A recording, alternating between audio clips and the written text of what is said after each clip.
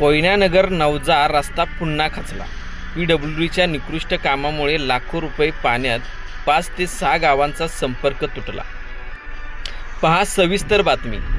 नमस्कार, तुम्ही पाहत आहात लोकसम्राट महाराष्ट्र न्यूज। कोयनानगरहून नवजाकडे जाणारा रस्ता काटेवाडी येथे खचल्यामुळे या मार्गावरील वाहतूक पूर्णपणे ठप्प झाली आहे।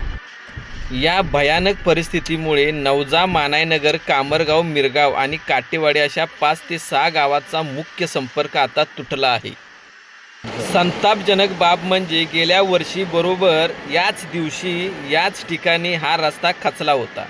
त्यानंतर प्रशासनाने लाखो रुपयाचा निधी खर्च करून या रस्त्याची दुरुस्ती केली होती। मात्र सार्वजनिक बांधकाम विभागाच्या कामाचे पितळ यावर्षी पावसात पुन्हा उघडे पडले आहे। लाखो रुपये खर्च करूनही रस्ता त्याच ठिकाणी पुन्हा खचल्याने या कामाच्या दर्जावर मोठे प्रश्नचिन्ह निर्माण झाले आहे। या गावाच्या सोयीसाठी नेहरू गार्डन ते काटेवाडी असा पर्यायी रस्ताही तयार करण्यात आला होता, परंतु तो रस्ताही सध्या वापरण्यायोग्य राहिला नाही। त्यामुळे तेथेही खर्च केलेला लाखो रुपयाचा निधी अक्षरशः पाण्यात बुडाला आहे।